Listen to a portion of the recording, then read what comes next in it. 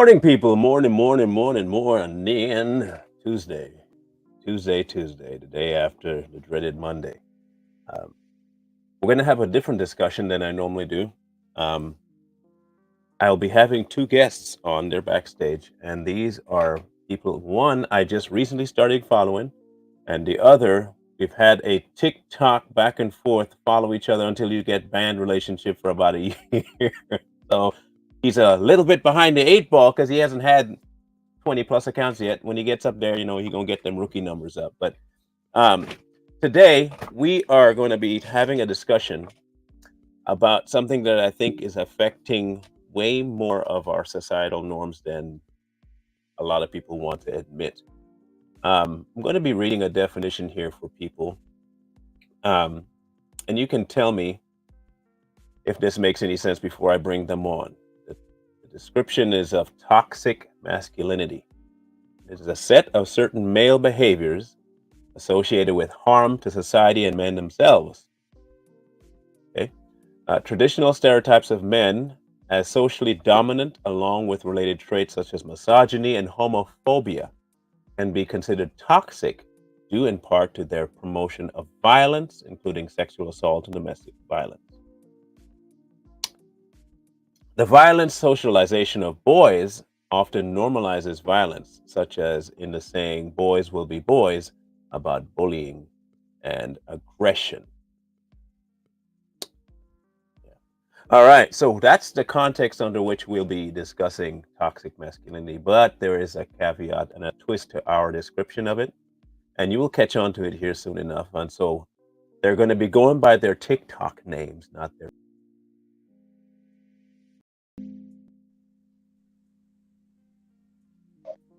Here we go. Good morning, guys. How are you guys doing?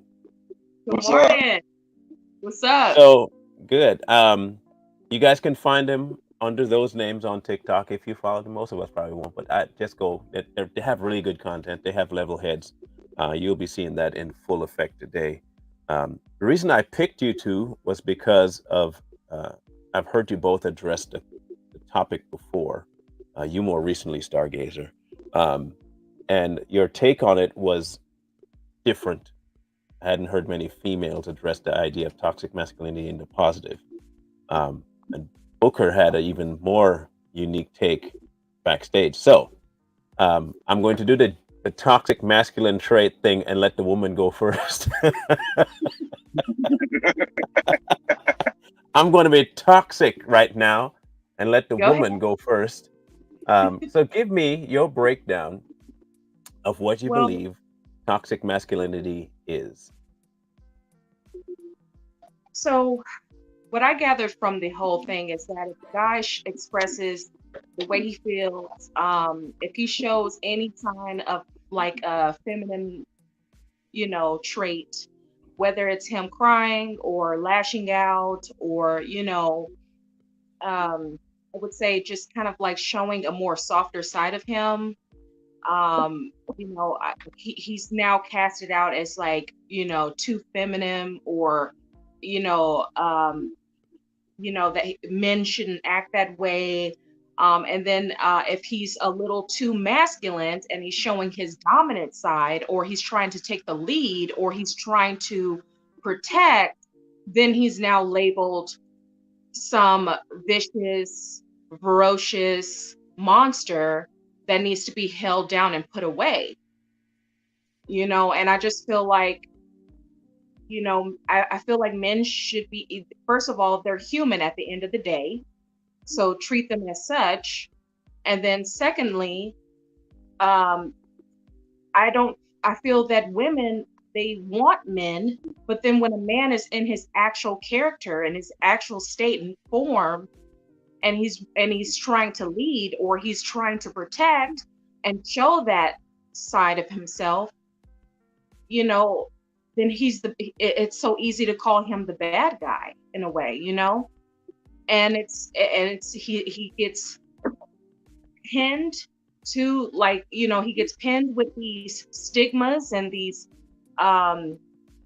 toxic behavior traits as if that's not in his nature to protect and lead, or and so I just feel like the whole word toxic masculinity has been thrown out so much and so hard, and it's been so misconstrued that everybody's calling anybody, any man that shows any type of leadership, righteousness, protectiveness, any type of like sign of masculinity, and they tag it on him like he's some monster. And I just feel like that's not right. That's just my take on it. We want our men to be manly men, to be able to lead, or hold the wheel, as they say, but take the wheel, as they say. But then when it's time for him to do so, Hmm. He's got to do it a certain type of way, or it's going to be Right. labeled the wrong way. And so I just feel like there's some things that we need to work on in that category. So Gotcha. All right, Booker, your turn. What's your definition or your take on toxic masculinity? Yeah, it's just a fad. And actually, I'm going to start off with this. Just start off with history. Like, we think go all the way back to slavery. I got to bring this out. Because if you look at how the slave owners, how they treated the blacks, the black men, they separate them from the families. Mm-hmm. Then turn around 100 years later and did it again successfully, though, with this welfare and all that, and it turned the women in our culture into the slave owners, literally. Because some women have to answer. If they complain about all these men in our community, who's raising them? Mm-hmm. And the ones that are raising them are raising their sons in the manner what they see what they want to see in their man. What they're doing is literally emotional incest. But they treat their sons like slaves and like the man that they should have treated. They treat their sons like the dude they should have treated the boyfriend or whatever. Right. Mm-hmm. Now, I think too, that's not just complain about it. And it's not even just it has moved from being just a black-white relationship to a female-male dynamic now. I mean, across the spectrum, whites, Hispanics, black women. Yeah. There is a subsection of women now that have that viewpoint of men. And I heard recently Jordan Peterson discuss this. I mean, the discussion wasn't recent, but I heard it recently about a couple of years ago. By saying that there is a thing called toxic masculinity, you're saying that there is a definite trait that men alone possess. But then you want to pass it off as though gender and sex are a social construct. It can't possibly be the same. You can't have it both ways. Either it's genetic and there is a set line that men have a behavior and that cannot be mistaken, or it is a social construct and not only men can be toxic. So the whole concept of toxic masculinity is a fallacy, because if it is a social construct, then women can also possess the same traits. But if you're telling me that it's a man only thing, then you're telling me that gender is not a social construct. Right off the top, you're debunking your own concept of it. Do you believe, either one of you, that I call it an invention of this term toxic masculinity is in an effort to replace the hierarchy that's by nature and God set in place of men being the head and women being the head of the children? Do you think that's something that was set in place in order to destroy that dynamic? Definitely. I feel like they've always been, our families, the nuclear family has always been under attack. And they generally start with the men. And we've seen this time and time again throughout history, how they attack the man in the household. They take him out in order to control and rule over the woman, And I think this is where the whole toxic femininity I was just talking about, how that kind of plays into it. because when the man is then pushed out of the household and the woman is left with these kids, that leaves bitterness, that leaves all the issues that may come with it. And sometimes these women, they lash out on these men. They do things intentionally, purposefully, or they make it harder for the man. And then, that just causes an even more bigger wedge within the household where they can never come back and they can never try to come and bring the kids back together. So it's got so many layers to it, but I think they know exactly what they're doing when they take the male out of the household, and they want to boost up and make the woman feel like she's the independent woman. She can do it all by herself. She doesn't need a man, when in naturality, oh yes, you do need a man. It's all in nature. You go out in nature and you look outside and you look at all the animals, all the species. I mean, it's the laws of nature, so I just feel like I can definitely see how they're taking the men to raise the woman up in that type of patriarchy. So that's just my take. Now she was right. She was right. She was exactly right. And if you spoke about the animal kingdom, the only animal in the animal kingdom that has the lead of a woman, a female, is a hyena. Mm-hmm. That's what I'm gonna start calling them, hyenas. You want to live in a matriarch? You're gonna start calling you hyenas.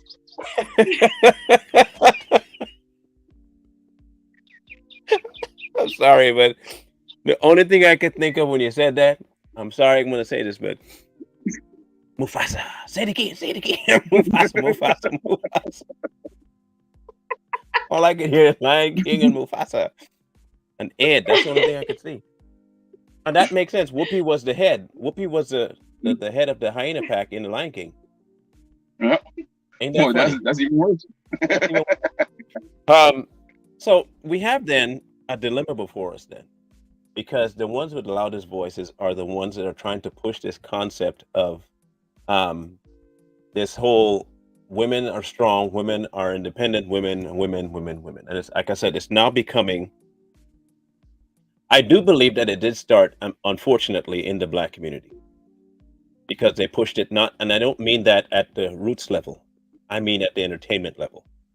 They started that idea at the entertainment level, and it has since taken a life of its own within the communities, not just Black, but it went throughout all of the community. When we have a problem like that, where it's bigger than what we consider grassroots, combating it, I think, lies less with men and more with women who don't subscribe to it.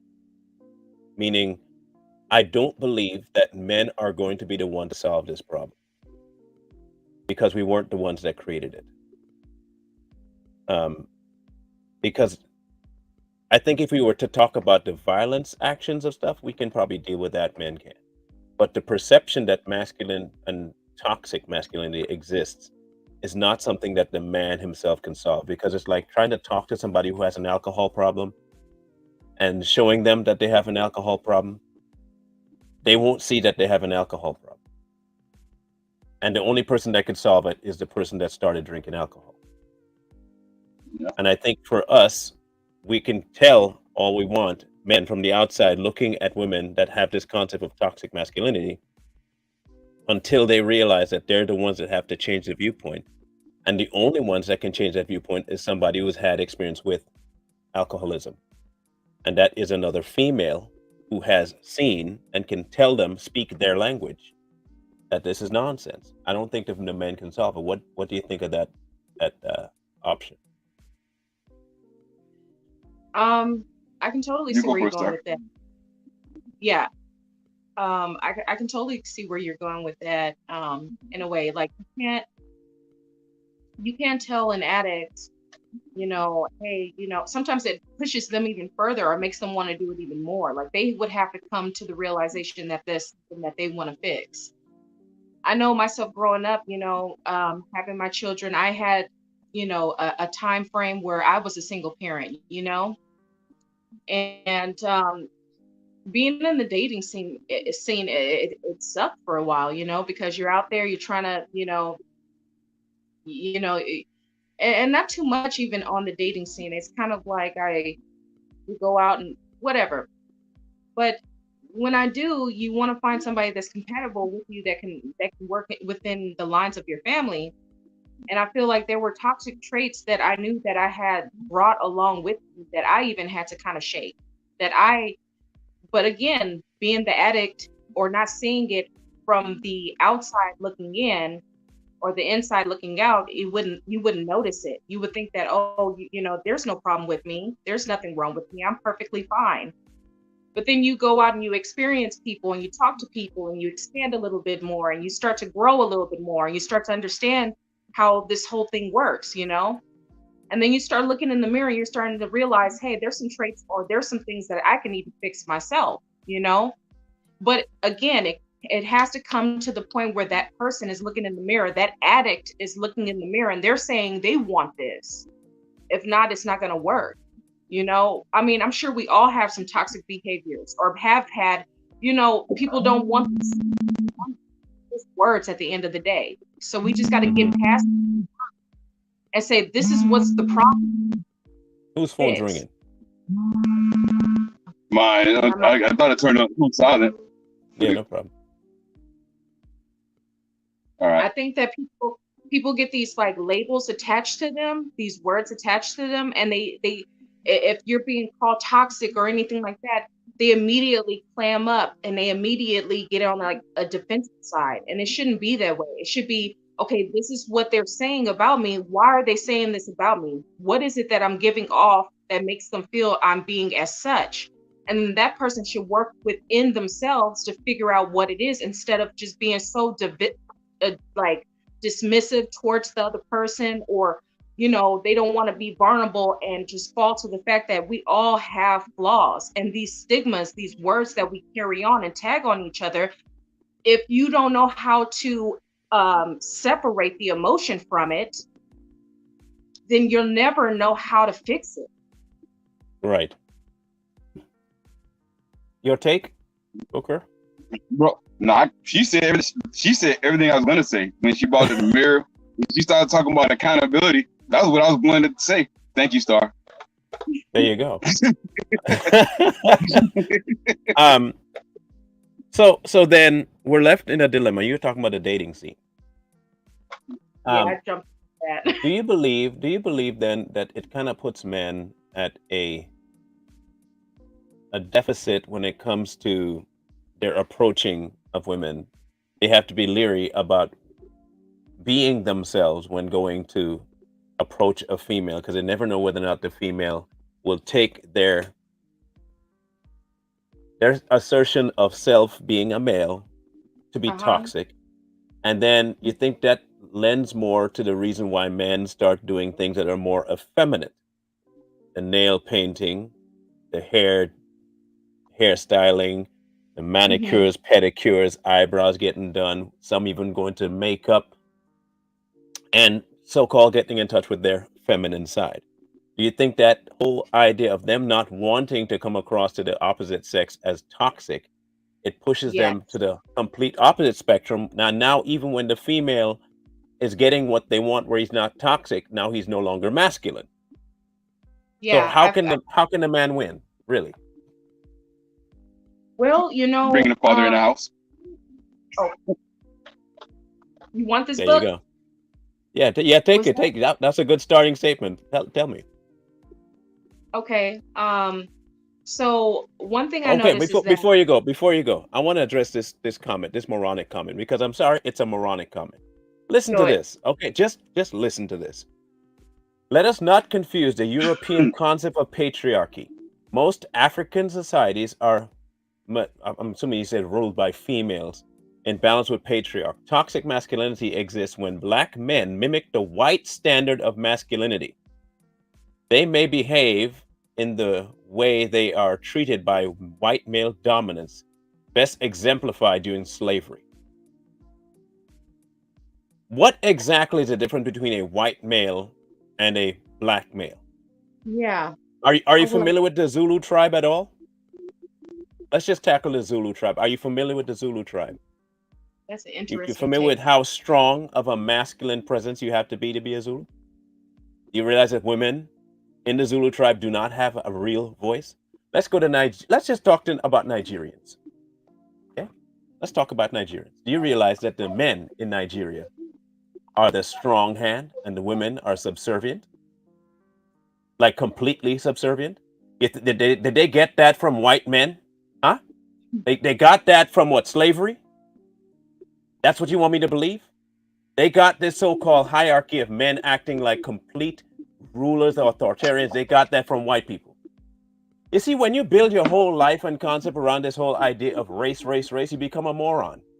You become literally mentally lobotomized. You're not thinking logically.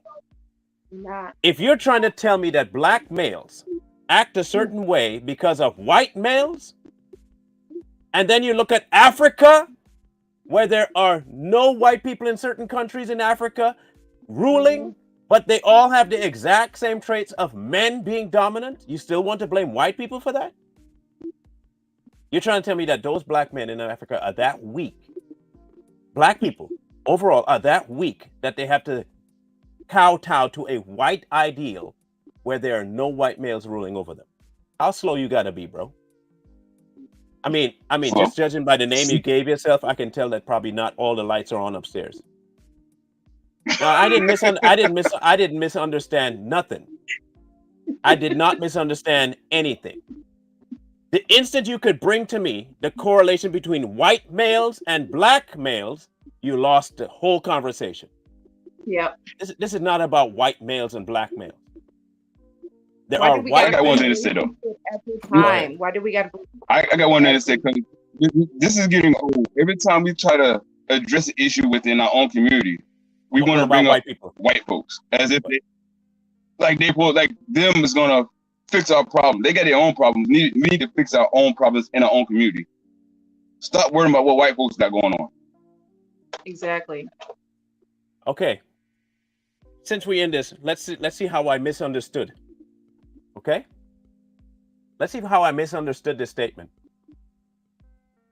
Let us not confuse the European concept of patriarchy. Most African societies are in balance with patriarchs, matriarchs, and patriarchs. Okay? Most, he says, which is untrue. Right off the top, completely untrue. Yeah. Maybe go visit Africa. Okay. Toxic masculinity exists when black men. Tell me what I'm misunderstanding here. Toxic masculinity, a general thing about men, exists when black men mimic the white standard of masculinity. Yeah. I misunderstood that. I misunderstood that, right? No. They behave in the way they are treated by white male dominance, best exemplified during slavery. Please tell me how in the world I misunderstood anything you said in that comment. And what exactly does that have to do with toxic masculinity? You tell me all white men are toxic? I misunderstood you though, right? I misunderstood you. I'm reading your words. If you don't know how to clearly put your point across, say that. Say you're not intelligent enough to say what you're trying to say, but what you said is not misunderstood. You correlated black men behaving toxic to taking it from white men. We mimic white men, that's when we become toxic. You said that, not me. That's not a misinterpretation. Nothing toxic belongs to any one race, first off. Because the last time I checked, slavery is not a white-only issue. And I'm talking about violent, disgusting, really, really deep-rooted slavery is not a white thing. There are tribes in Africa. I'm going to stick with Africa for a minute because there was also in India and there was also in the Irish. Okay, with the blacks, let's go with the blacks in Africa. There are tribes that not only held the other slaves with chains, some of them, they would drive their feet into the ground with pegs to keep them from running off. I don't recall that ever happening during slavery. with white people doing it to black people. They would actually stake them all the way down to the floor, hands apart, feet apart, break the ankles, drive the stake through the top of the foot into the ground to keep them from taking off when they did run off. You understand me? So don't tell me that it's a toxic trait for white people and I misunderstood what you were saying.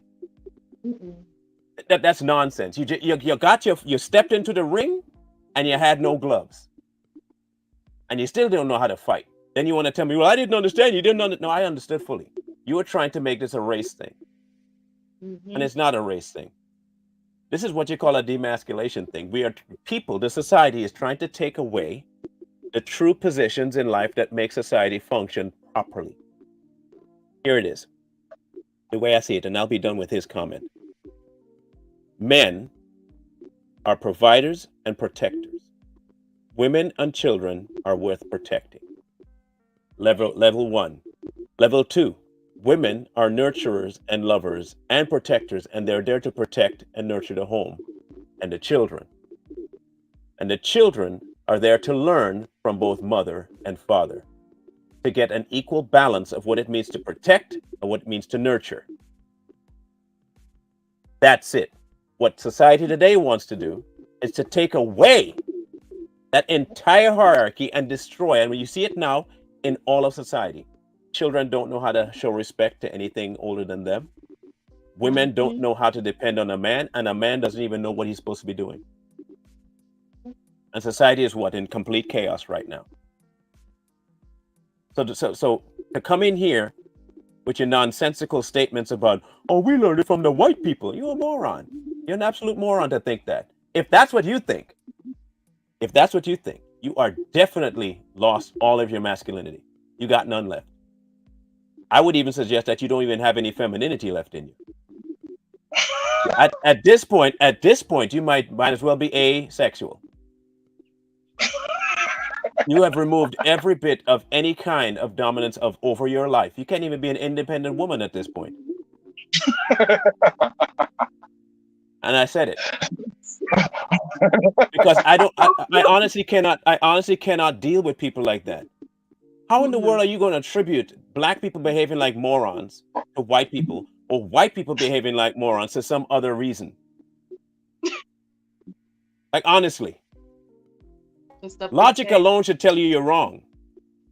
I'm not putting you on no screen. People don't want to lose more brain cells. You have been emasculated, not black men. Say you are emasculated. Address yourself. Yeah. You have been emasculated. You have been emasculated. You don't have your nuts no more. Last time I checked, Booker here, masculine. Me, masculine. You, only one trying to find an excuse for acting like a girl. You're the only one trying to find a reason why you act like a female. You blaming a white man because you act like a girl. Just say so. Just admit it. That's why you think the only reason I behave like this is because of white men. If that's what you believe, then okay, man. Okay. Blame slavery because you think white men made black men act toxic. Are you insane? I know you're not getting on my screen. I have two smart, intelligent guests that will not rot someone's brain. Thank you. Now you're done. You can leave the room or stick around and learn something, up to you. Now, if society and men are being downplayed and being destroyed and being removed, and women are being told that they don't need a man, where does that put the children? Last. They're the ones that really are hurting. Mm-hmm. They are the ones that are hurting. I think when some adults have forgotten. Well, I'm 41 years old. I am no longer the future. The kids are. Right now, I'm the present. The kids are the future. And kids learn from their parents. Visually. Mm-hmm. So what like when you talk about these feminine men, if they're raised by single mothers without a father figure in their house, whose traits they're going to take up? Mm-hmm. You take their weapons away when you do that. You take their strength away. You take their resources away. You take their sense of knowing of who they are when they are in a broken home. The boys don't know how to become boys and become men, and the girls the same Yep. way. There's no sense of accountability. Then you have kids that grow up that don't want to take accountability or ownership of their behaviors. Then you got this endless cycle of excuses and excuses and excuses. No one trying to come up with an answer, no one trying to take accountability for their actions. And it's all just, for a look, for a status or some type of label that it gets really deep. It gets very sick when you do not have that foundation. Exactly. Right. So we have then, okay, let's run something down the flagpole, not up it. Yeah. Let's run it down the flagpole. Let's take the devil's advocate role, like the effeminate men in the room wanted to bring about. Okay, let's say that forever ago, white men introduced toxic masculinity into society. Let's say that happened. Okay. Let's say that's the case. When I get up in the morning, I decide whether I'm going to have coffee with or without sugar, with or without cream, or even have coffee. I decide what clothes I'm going to wear. I decide that, right? I decide whether I'm going to take a shower in the morning or in the night, depending on how I smell.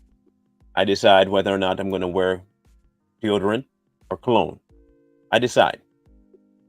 What is preventing men from breaking the cycle, seeing the destruction in front of them, just like I wake up and I need to see? That's me being obvious to my situation. I can see that. If I get up in the morning and I witness the destruction of my people, do I have the choice before me to continue the destruction or stop the destruction? And if I have that decision to make, why don't I make that decision? And I keep saying, well, it's because this is why that's happening, so I'm just going to let it keep happening. Do we as a society now have we, I should say, become so comfortable with the idea of victimization that we believe now, because that's how it was, that's how it will be? Do we believe that? Man, I can't hear. Well, I'm losing the signal, Mark. Oh. Well, you better get in some good signal area. So you go first, Star. I'm gonna need you to break that down just a little bit. I kind of got a little lost there. Yeah. Okay. So if we, as a society, know that we have like I said, we're going to blame white people. They started it. But I, from a child, I'll make another example. I, as a child, grew up in an all-black home. There are no white people there to show me how to be toxic. None. But I learned to be toxic because somebody said, well, white people taught us how to be toxic. If I know, as a parent, that's how it started, and I can see in front of me the problems of the toxicity that white people created, do I have it in my mental faculty to say, I should probably break that cycle?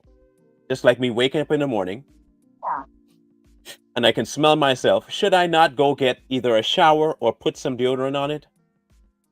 I should. Definitely, yeah. But I don't. Because why? Because I like the blaming game. I love the blame game. Look. See what I mean? But I misunderstood. Remember, I misunderstood him, right? Yeah. You remember I misunderstood him? I remember He's doubling down on what I misunderstood, though. You see, it's male toxicity, and it's, what it says? I can't even read it too. In its genesis, and has been embraced by black folk like you. You've embraced it. You are admitting. You're admitting your weakness. This is the problem, people. And this is not just a black male thing, because obviously that's where he wants it to go. These people like that, everything has to be about race. You know why? Because they have to get an excuse somewhere. They have to give themselves an excuse outside themselves. I can't change white people. I can't change. White people. That's what they have to do. That's It's it. I can't do anything because of somebody else, right? You know what they call that? You know what they call that? They call that an effeminate male. Yeah. You are not a man. I don't care what you think of yourself, bro. You're not male. You're What not kind a of weird man. BS is that?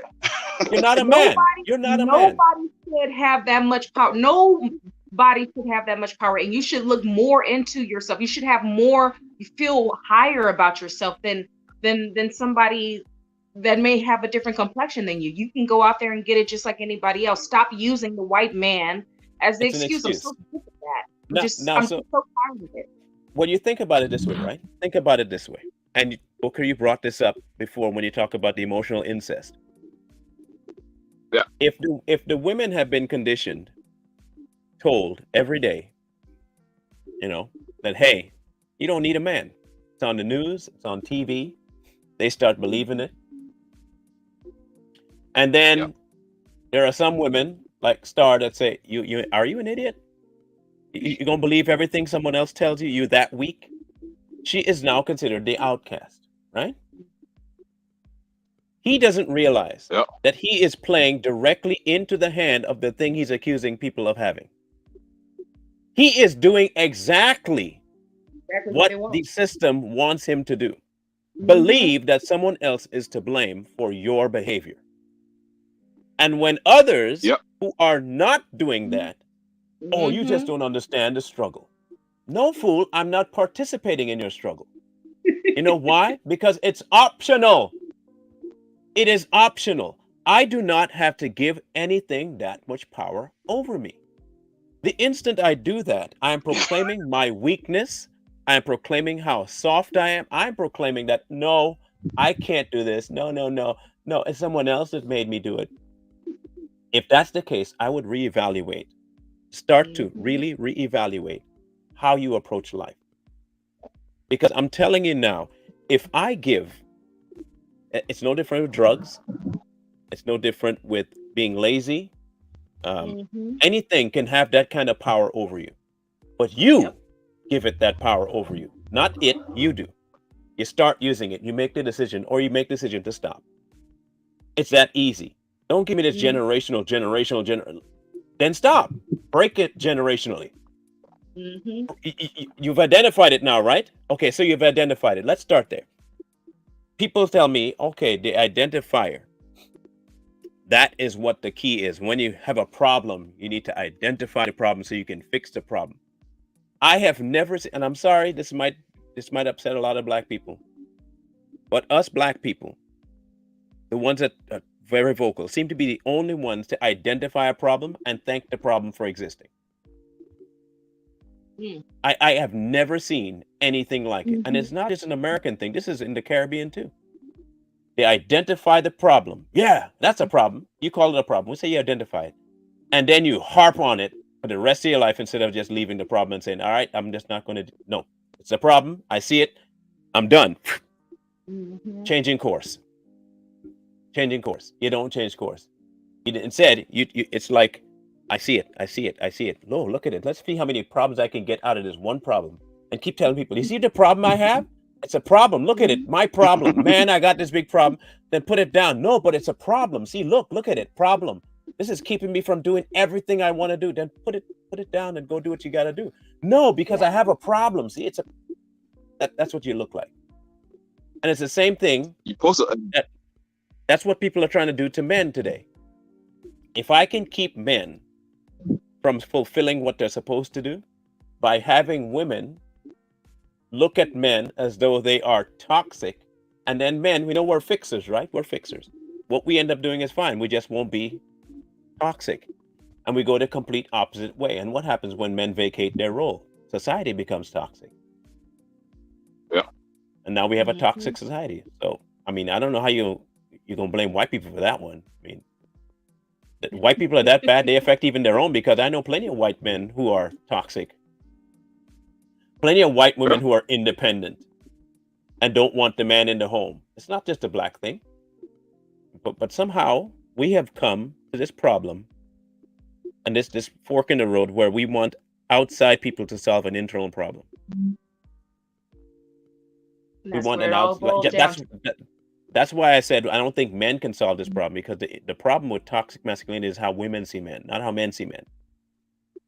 Which is why I Yeah. think women are the ones to solve the problem. Yeah, because if you think about it, And as men in the country, I mean, in our community, over the years, we have let this happen. This is where we take accountability at, is we allowed it to happen for so long. Now that we're actually stepping up to it, and it's like, oh no, we don't want you to have the reins no more. No, it's like for 60 years, look what's happened to our,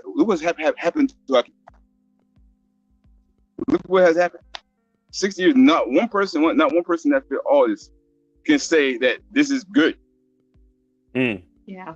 You break, like Stark said, the easiest way you break down a community is remove the men at the house. You remove the foundation.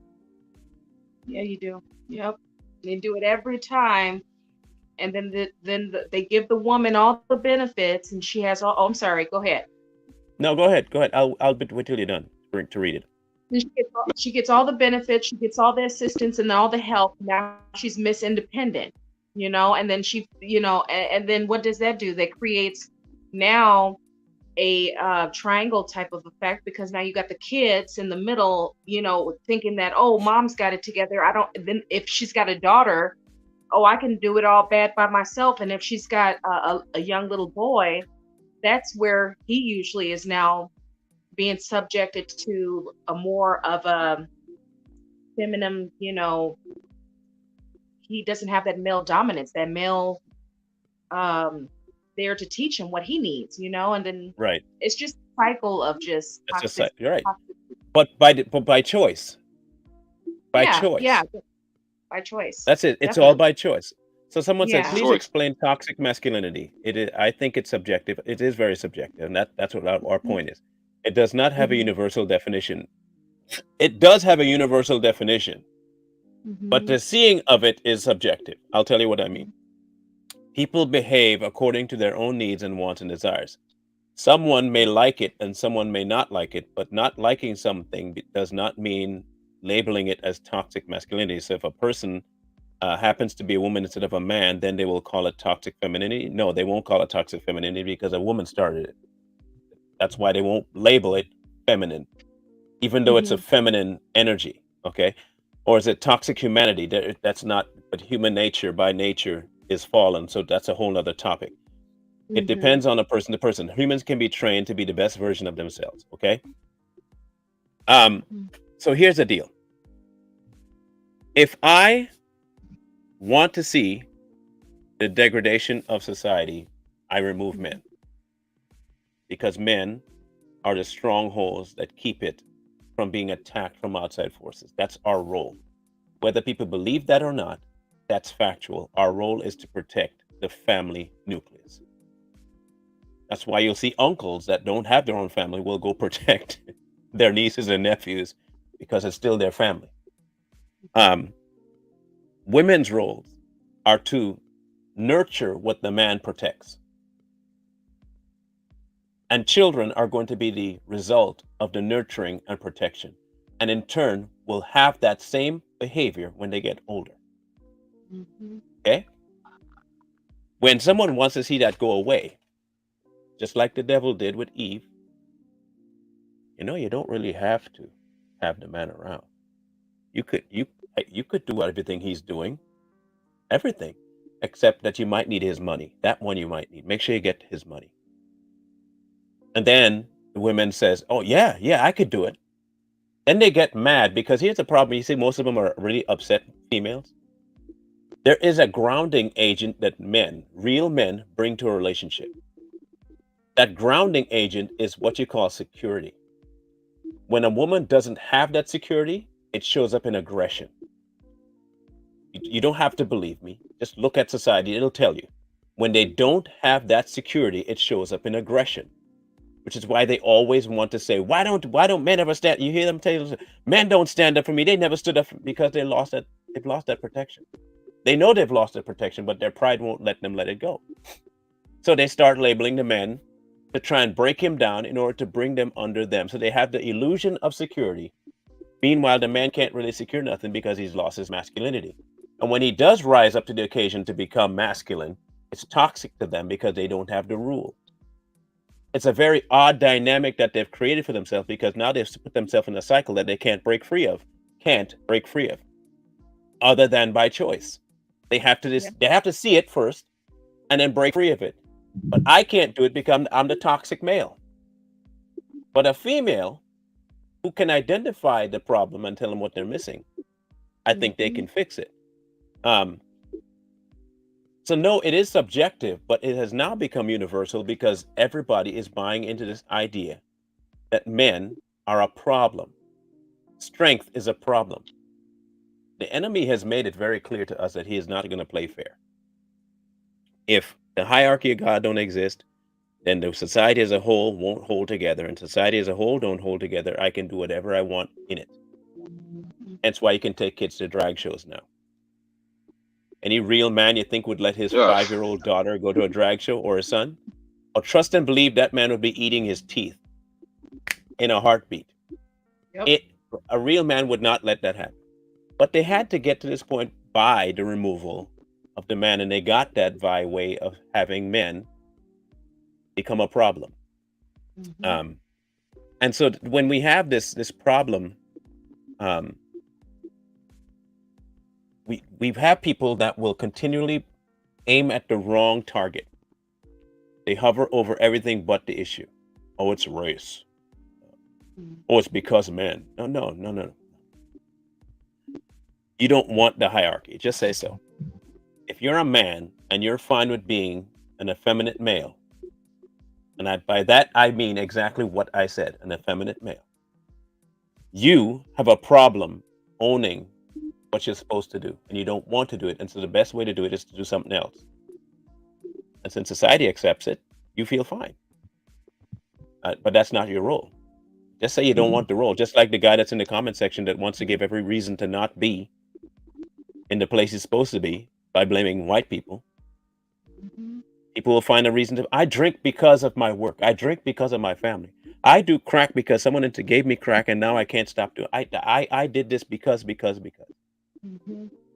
It's always a blame game when you want to keep your problem. Yep. So I'll put a question to you two. If you had a leak in your home, would you go about fixing the leak by saying what caused the leak and continue telling the leak that this was what caused you? Or would you go about repairing the leak after you figured out what caused it?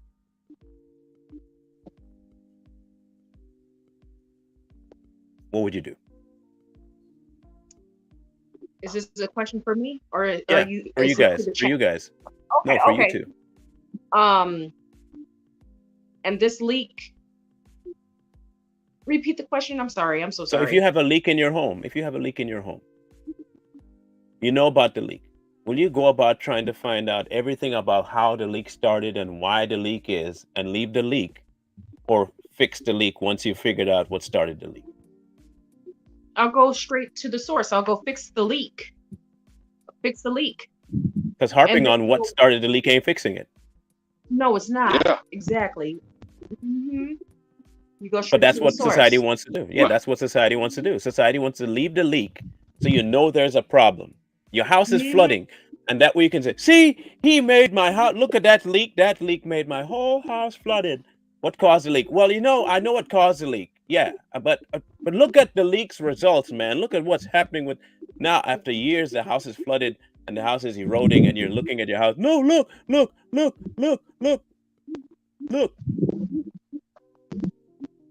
You see, you say this, and then you go back and harp on the leak. This is why I say you're not smart. This is why I say you're not smart, Tonga. You find the cause and fix the leak. Fix the leak so it doesn't happen again. You think it's common sense, really?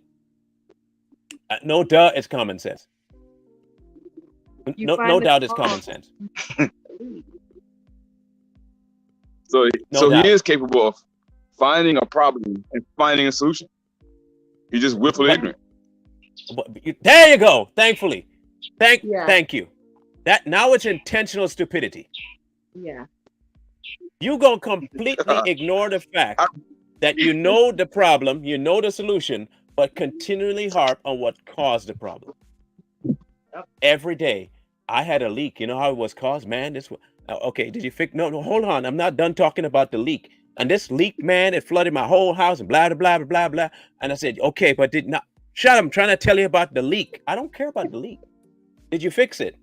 Well, I'm going to. You haven't yet? Yeah, but you're not home and your home's flooding? Yeah, but but I'm telling you about the leak, man. This leak, man, it's been keeping me from my home. I know it's been keeping you from your home, but you know you could go to the home and fix the leak, right? Yeah, but yes, my answer will continually be insults to you, Tonga, because you're a moron. And people need to, you see, I am identifying your problem for you so you can go fix being a moron and not be a moron anymore. I'm helping you identify your problem. You're slow. How do you fix being slow? Gain wisdom, Tonga. I'm a helper. I'm a fixer. Okay, I'm a helper. Go fix your intelligence so you can actually get it. Okay, go fix that first. Fix that leak, like you suggested, and then move on. The same way we're trying to fix the whole concept of why women view men who are men as toxic. Now, the only woman on the screen right now, I'm going to ask you the hardest question of your life. Oh gosh. Okay. Bring it. Here's a question, the hardest question of your life. Would you prefer a man who is toxic versus a man who is not, using today's standard definition of toxic? Hands down, I'm gonna choose the toxic one. I don't want my man wearing no nail polish. I mean, I don't care if he wears I don't care if everybody else's men wear nail polish, but I just don't like. And if it's not like a regular manicure with like the clear, like if it's like black and everything else, like no, that's just going a little too far. No, because toxicity, the name in itself, I mean, yeah, you can put a label on somebody, but that doesn't necessarily mean that that's who they are. I mean, for heaven's sakes, every 7 years our cells die off. We are a complete new person every 7 years. Just because you stick a label, some type of name on somebody and not fully understand who they are, I'll take toxic any day, but I'm not taking no soy boy, no soft man that can't protect me, can't provide for me. What if we're in a dangerous situation? You're going to start grabbing your nail polish and talking about how you need to like airbrush your face. Like, I have no time for that. I have no time for that. I'm sorry. I want a manly man. I want a man that's going to really stick up and say, hey, get out of my wife's face. Or, you know, he's going to have my back just as well as I'm going to have his. Like, that's what I call strength to me. I don't find fixing up your hair. I can care less about what your hair is looking like. I can care less about what your appearance on the outside looks like. I want to know what's up in here. I want to see if you can keep me stimulated up in here. What's up in that noggin? Because all of this and all of this, all that stuff fades away. And then what I have, ignorant, willing. Then you definitely got a toxic male. Then I definitely would have a toxic male. So, yeah, you can keep the airbrush. You can keep the nail polish. You can keep all the, I'm better than you, catty little talks about a leak instead of going straight to the source and fixing the real actual. I need a man that's going to actually go up in there and fix that pipe. You know what I'm saying? So that's just how I view things. So I'll give you a personal example of the difficulty of having to go from single to a male-dominated home. Okay. My wife has always been independent, not the current independence that, but she's done for herself. She didn't like to rely on people to get her stuff done. She had work and all that stuff. So come children around the corner now, and a man is standing up for the children. Okay, or trying to at least, and it's boys. I'm raising boys. I'm trying to raise boys to be males. And I'll give you a couple of examples. One that was just recent. This is one of the best ones I could give you. My 12-year-old plays football, and he is good at football. He's 5'10" at 12 years Ooh, old.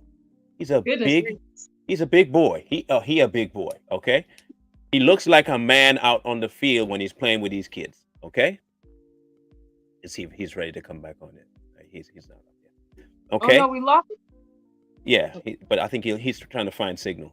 Um, so he's a big kid, 100 and something. I mean, he's heavy. He's always been heavy. So when they hit, they just have to drag, and he's walking with them. So they realize they can't stop him by tackling. This is my belief. I don't know if they intentionally were told this. Come near the end of the game, they're driving, about to score, and this kid helmets right to the knee of my boy. And if you've ever played football, you understand that injuries are part of football, right?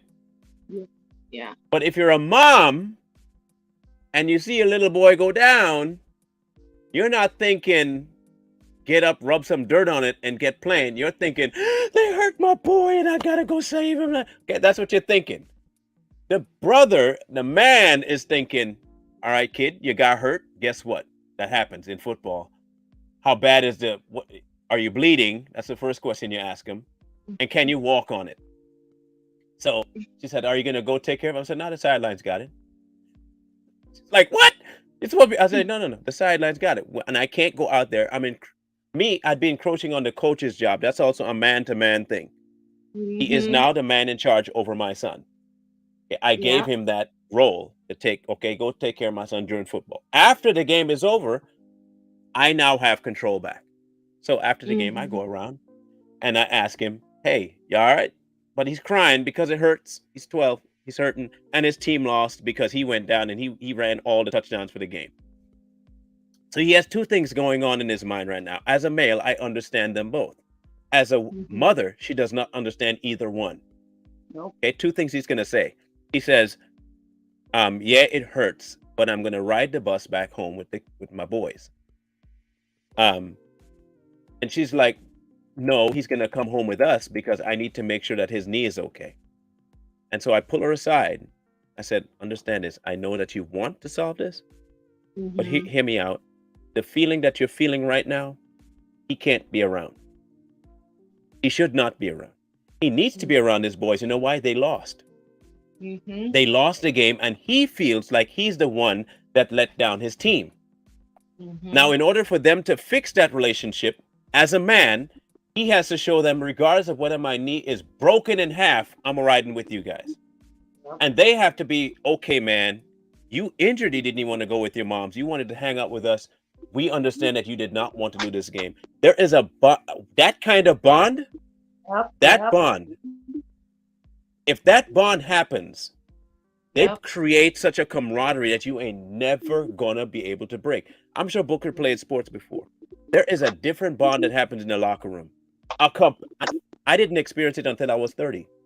When I played football at 30, I decided to go play football in my old behind taking football, and I went to play football.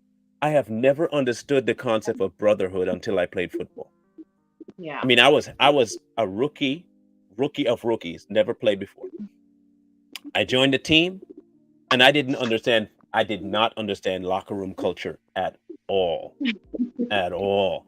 I went in there and it was culture shock to me. I mean, they call themselves friends, but this one is, raking him across the coals with insults, and he's laughing at it. And I'm thinking, because I grew up without my dad. My dad died when I was 7. I had occasional male influences, but for the most part, I was raised by my mom. So there are certain things I was not included in. When I encountered that locker room the first week, I didn't know what to do with myself. My whole life was flipped upside down. I had no concept that that's how males genuinely behave. Yeah. After about the second week, I was in. And I was sold on this concept of men have to have this iron sharpen iron mentality, because life is like beating us down already, and we need to be able to handle it. Yep. My kid, with my approach versus his mother's approach, he kept telling her, I know I want to go on the bus. I had to stop her. And some people would have considered this toxic and say, no, listen, I don't care how you're feeling right now. He is not coming with us. He is riding the bus home. And she had a hard time for the rest of the night. I said, when he gets home, pamper him all you want, but he needs this bonding time with his boys to understand that this injury, they have to work through it themselves, and it is not the end of the road for them. I agree with you. I mean, you know, I am still, you know, a woman. Of course, I feel the same way. You know, I feel like, oh, my first instinct is wanting to go down there and hug my boy, and you know, but I'm also a football mom too. So my son played football, and I had to let him, you know, I had to let him get roughed up, you know, and it was hard for me to watch him, but I knew that it was building character. I knew that it was building the basic fundamentals that he would need in order to carry that through his life. Like, it's going to help him develop himself. And so I knew I couldn't step too far in that pit. That was a no limit pit. That was something that was sacred, and that was something that he had on his own, his friendship. He was building his small community. And so in order for him to feel as though he was, you know, a part of the team, there'll be times where he'll, you know, get roughed up pretty bad, but then go and get ice cream afterward. You know, and I have to just sit there. And then there'll be some, you know, and he'll say, Mom, you know, it's okay, it's okay. And I knew from the minute when he would say stuff like, Mom, I got it. You know, too many, I got it. So I get the point. And so I get away, I bag off, because I don't want to seem as though he can't be his own individual. And like I told you before, I was a single parent for a long time, not a long time, but for about a good gap of 6 years. I was a single mom. And during that time, my son played football the whole time because I needed to keep him active in something. And I think that's where I had to learn the most when it came to building a man type of structure where he had to have the floor. I had to have him have the floor, especially when in those type of settings, you know, because that's him and his boys. You know, I didn't want to interfere in that. So I can see the dynamic. Yeah, and that would be considered toxic. Now, so Booker, Yeah, because you play sports, right? When you were younger? Can you hear me? you're breaking up, man. Okay. No, nothing. Okay. When you were younger, you played sports. What type of sports did you play when you were younger? I played baseball and I played football. Would that be considered? Honestly, sports? Go ahead. Would that be considered what? Toxic. Is it character? No, no, because if you go in the locker room of any, like you said earlier, if you go in the locker room of any males, locker room talk. If you play any sports, locker room talk is the best way to put masculine in boys, because they got to compete for one starting spot. Because boys gonna be ridiculed other boys. When if the mother there trying to don't ridicule my son, you're doing that son no favor. You're hurting him in the long run. Exactly. He has to learn how to stand up to himself. Because when you're in sports, this is team. You have a foundation. Your coach is like your father figure on the field. So when you remove any kind of foundation of social in the kid's life, that's the worst thing you can do. Yeah. Because so many kids not gonna know how to grow up in the society because they can't adjust because they just been sheltered to one thing. But that's a plan. Sometimes you get exposed to. If I make sure, Go ahead. if you make sure that the men don't get to experience what they're supposed to be protecting, they're not going to protect it. They have no need to protect it. Yeah. You mentioned earlier about this the way that single mothers, not all, but some, Not all. raise their children, male and female children, to not only be like them, but to also have this idea and concept of life that if they raise enough of a stink, they get what they want.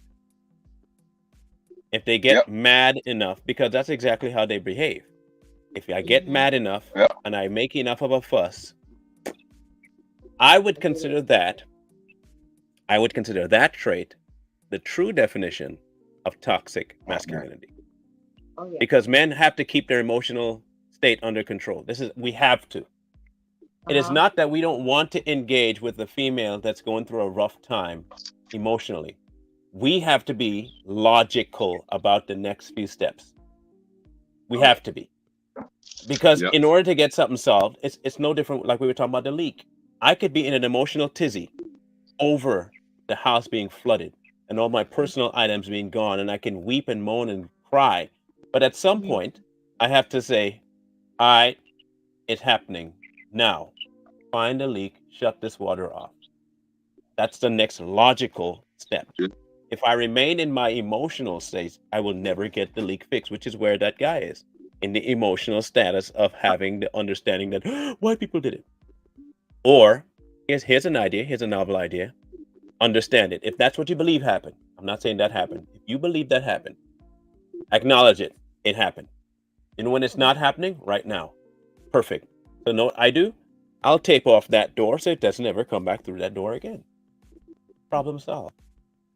I don't see how that's a difficult thing. How do you know as a male, that's how you fix things, which is why we're not so prone to being emotional. And when you see men get overly emotional about things, it's a sure sign that they have something toxic in their life that's not masculine, but you will call it toxic masculinity. They lash out at a woman, they lash out at a child, emotional lashing out. You know?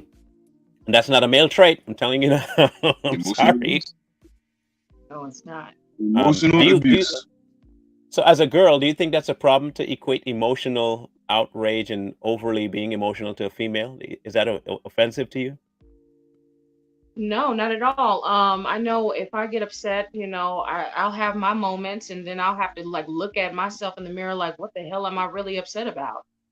I mean, it's, I don't do anything crazy or out of the norm, like, I don't know, punching walls or damaging goods or like spitting in people's faces or anything, but I'll get upset, I bleed, but I think that over time, as I started to become a woman and start to realize that you don't get very far with those type of outbursts, learn how to control yourself, learn how to process things. I think it's a processing type of situation. You got to really come down off of that. Like, what are you actually feeling, and process those feelings. I think that that's a lot of the time that's the case. People have a hard time of understanding how to process what they're actually feeling. So they lash out, they act disgusting, and then you start seeing exactly who their true colors are.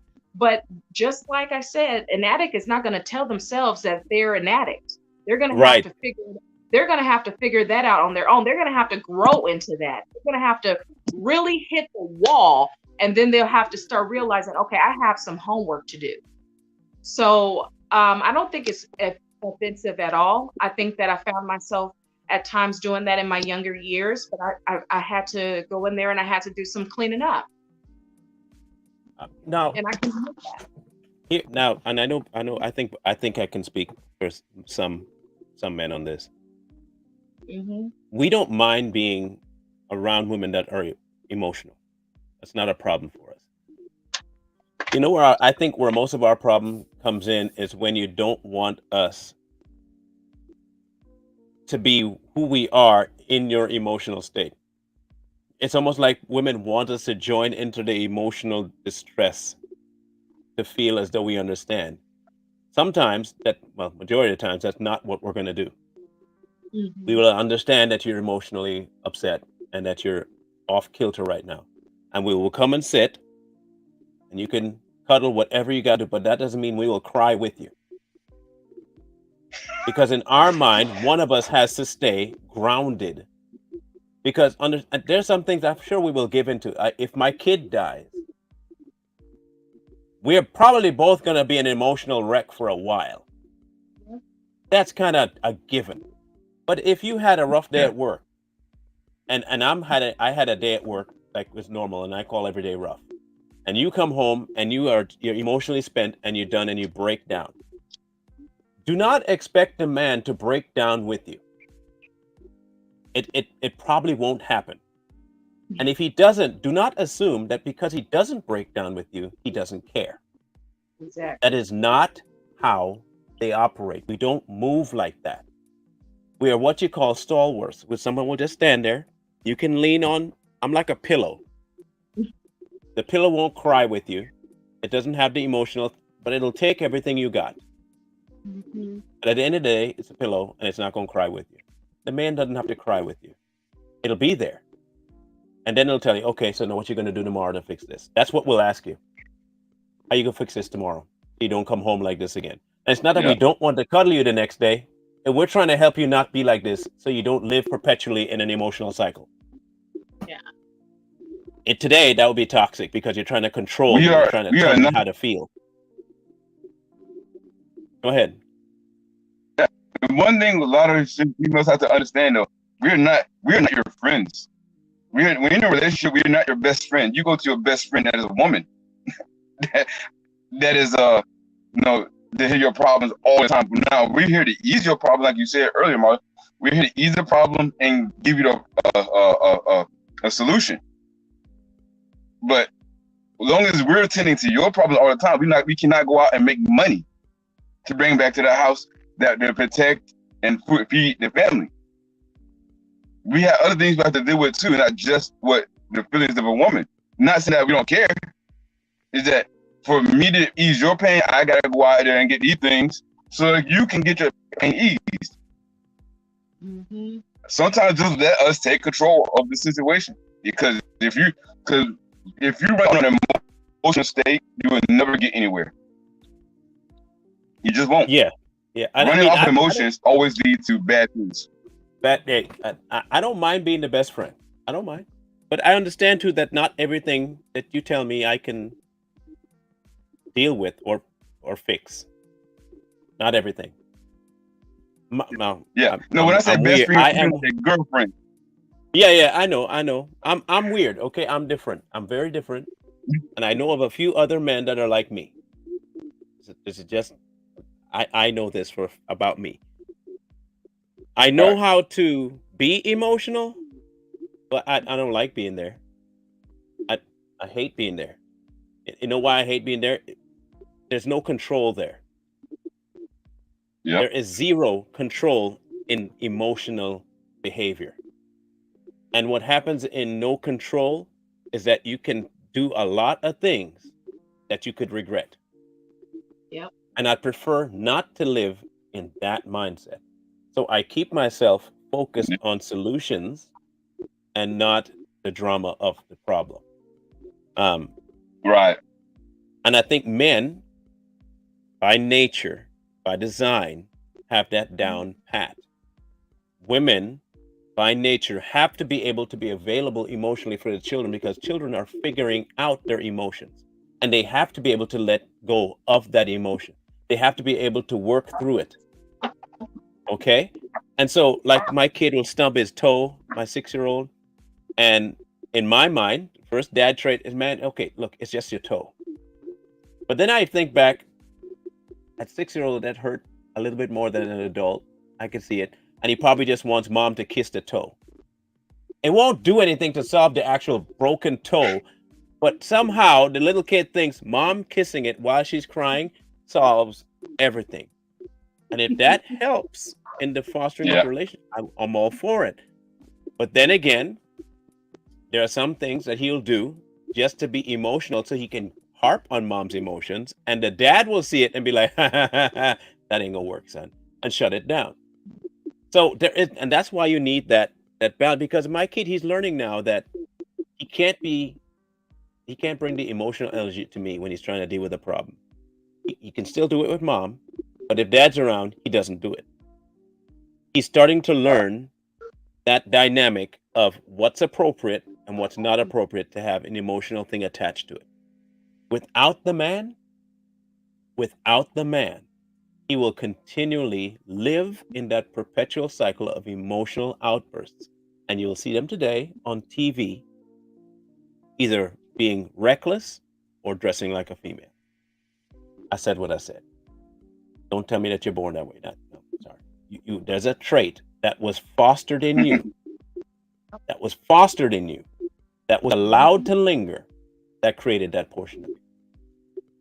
It was either looked at as okay or good, or it was hated and you continued it. I mean, people don't want to admit this, but that's not toxic for a man to step in and change things. Toxic masculinity, in my mind, is femininity in a man. Yeah. Yep. So if you I mean, what say you? What say you? Agree or disagree? I agree with that.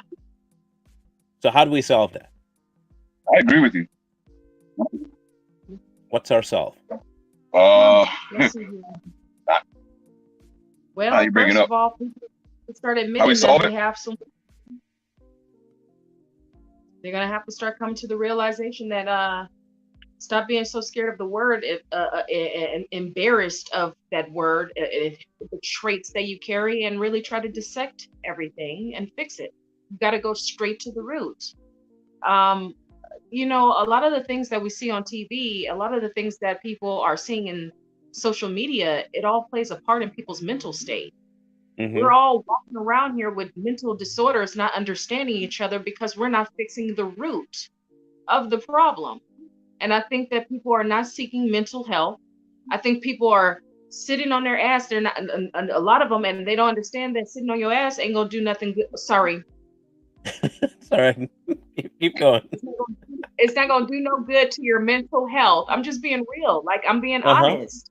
Even I gotta get up and I gotta go out there and do some, Pilates or do something before my mental state wears off, wears down. Like, it's just, we all have to just be true to ourselves and just, period. Like, we have to hit the wall and we have to go by facts. We can't be scared of it anymore. We can't use a Band-Aid to cover it no more. The Band-Aid and the infection is just getting overwhelming. It's time to rip the Band-Aid off. It's time to really get to the root cause of these things. And that is, we're all stuck in our phones. So a lot of us are eating poorly. A lot of us are not seeking out their friends around them, and they're totally relying on giving all of their everything to their spouse. So they're not building other relationships around them, because just like you said, yes, your wife comes home, she tells you everything of her day, but sometimes a lot of that stuff can be to the girls, to her friends, the ones that can handle that.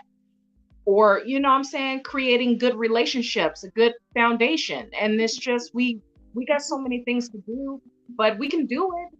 That doesn't stop the fact, like, it's not like it's all lost hope. Right. It's nothing we can't do. So that's just my thought. Your thoughts, Book? She keeps stealing my talking points, man.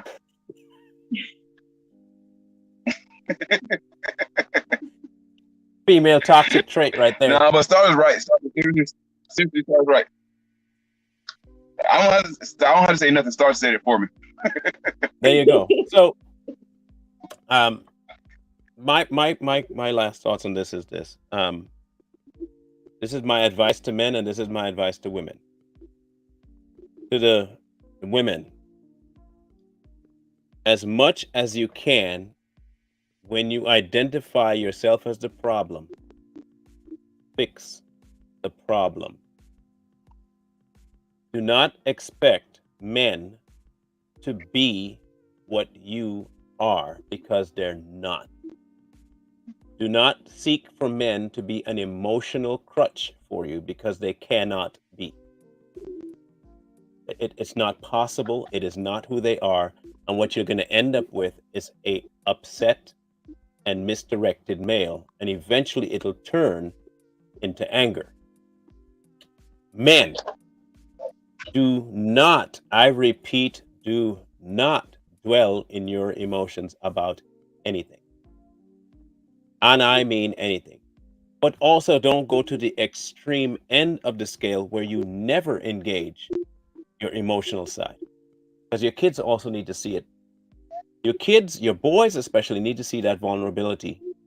It's not a bad thing, nor is it a female thing. The female side comes in when you dwell on it. It becomes who you are. Us as men need to understand that a fix-it side of us, a solving, a hard, if you want to call it that side of us, is needed. It is definitely needed, because if it's not there, what you have is a directionless. Okay, I equate everything to analogies, right? If my brakes are wearing thin and I'm going downhill and my brakes don't engage, I won't stop. Consider men the brakes, like a really good pair of brake pads, like the best. And the more you file away at that brake pad, the less useful it is. Because, oh, it connected with it the plate too harsh. It needs to stop being so. That's what it's for. It's supposed to engage things right away. Sparks may fly and it may get really hot, but it's doing its job. It's stopping the car from crashing. That's a man. We want to somehow think the man needs to engage with cotton candy brake pads. No. Sometimes, maybe all the time. Men need to understand that we're okay being brand new brake pads and that sparks are going to fly. It's going to get really hot. But our goal is to stop the whole family from crashing. Like So that's what I suggest that men do. Don't back away from the heat. Don't back away from the sparks flying. Don't back away from the heavy connection. Yeah. Don't back away from it, because if we do, those that we care about in the car are gone. Yeah. They're gone. I really want to thank you guys for being on the panel today, even though Booker had some internet problem. He must have that Obama internet. He probably got that. He got that. He got the Barack Obama internet, the free one with the phone. So that's why he crashing all the time. He got that black man internet. But you guys have, like I said, this whole and I have never thought of it before, Booker, and I'm gonna have to think about that one a lot harder. Is that whole mental, emotional incest thing? Yes. I had never thought of it that way until you said it, and that is deep. That is really, really deep. Yeah. But thank you for being here. The internet gave out again. See, trust me, I'm gonna make a video about his internet. Well, thank you for having me. It was such a pleasure coming on your show. I was a bit nervous at first, but I think I've been able to learn a lot throughout this podcast, and it was just a pleasure to be here. So thank you. Thank you. I'm gonna let Booker get back in one more time. This guy. But thank you guys for being in the audience. We had a good crowd today, really good crowd, even though we did have one dissenter that couldn't seem to get his game together. Why are you taking yourself off the screen? You think you got that kind of power? You ain't got that power. I was trying to mute myself for a minute. You're toxic. You're toxic. Star, come back, Star. Yeah. You're toxic. You need some time to fix something. Do I need to take you down for a minute? No, it was fixed. It got fixed. Oh, okay. It was my dog at the door. It's a casual thing. So any parting thoughts outside of what you said, Booker, that you want to hand off to the audience? Any words of wisdom? One thing I want to say is, fellas, since we're on this, you got these women call y'all toxic feminine, call y'all toxic masculine. How about you not put your seeds into them until they're ready to be wives? Because a lot of these females don't even know when a man chooses to be their for a woman to be their wife. They want to press you to be their wife, but they don't know when they be chosen. But do not give your seeds to a woman. Something like that. Do not give your seed to. Gotcha. That you don't want to be your wife. Mm-hmm. There you go. There you go, man. Zip that, zip that up. Zip that up. I like it. Well, thank you guys for being on the show. One of these days we'll have to have you back on when Booker's got an American internet, not the Afghani internet. We'll be fine. We'll be fine. But thank you again. I'll catch up with you guys on TikTok. And as I usually say, people, wisdom calls to you from the street. You're welcome, man. Please find wisdom. Peace.